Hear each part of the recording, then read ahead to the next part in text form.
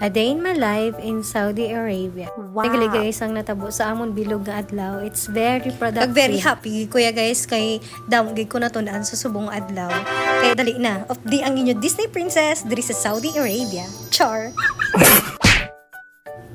Nag-start kuli guys sa amon nga adlaw sa pag-orient sa amon kung paano gamiton ang x-ray machine or ang panorama. Wow. Sa panorama guys, dala gina makita ang roots sang imong ngipon. Kung manabaw or madalom ang roots niya. Wow. Kag sa piyak nga side guys, gindan man namon ang sifalo mo na ang sifalo. Bali ang model na namon si Ursa. Actually guys, kada isa sa amon gina-practicean gina namon niya ang isa kag isa. Gina-enjoy lang gina namon amon nga practice diri guys. Kag muni na ang final outcome sang sifalo. Pagkatapos ini mapahuway na kami tani gintawag seminar ang gahiyod-hiyod na wala oh. Gintawag sa kagapatudlo si Doc sa iya kung paano gamiton ang dental chair. Kaya ang dental chair namon is automatic na siya. High-tech na ginaya gapatudlo si Doc kung paano siya gamiton, i-adjust kag ang mga instrument kung paano siya gamiton. Then syempre, record man inyo Disney princess kuno dabi. Char. Para hambalo ni Doc nga gatutom gini akong mga nurses. Ay ginabidyohan gid ang akon nga ginahambalo sa kabalo nga i-vlog gali.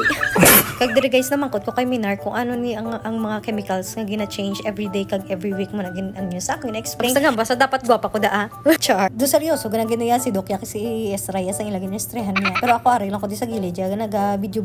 Pero syempre guys, gapamati man ko. Char. Tapos na guys, wala pa ginatakan si Doc. Gusto niya pag makita ang x-ray result kung inchakto ang pag-x-ray kagaina. Te inchakto man ay tinak-an na siguro hay ang banya puli na lang ka mo Char. Pero guys, sa inchakto lang damo gid kami nabalaan subong adlaw. Very productive gid ang adlaw. So, manugpuli na kami, nagkato kami sa Tamimi kay gusto namon magbakal sang tinapay. Actually guys, tinapay lang gid amon baklon pero gilibot gid namon ang Tamimi. Actually nagpakapoy-kapoy lang gid kami diriya kadto. Nag-tour lang kami para lang gid mabidyohan ko ini para sa inyo. Char. Di joke lang guys.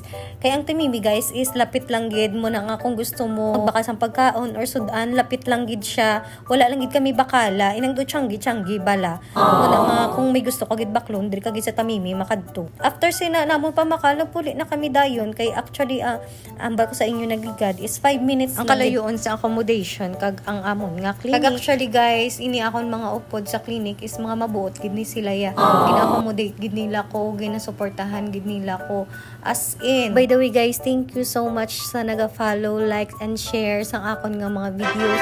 Tani pa dayon nyo pagid ako nga suportahan. Thank you. God bless.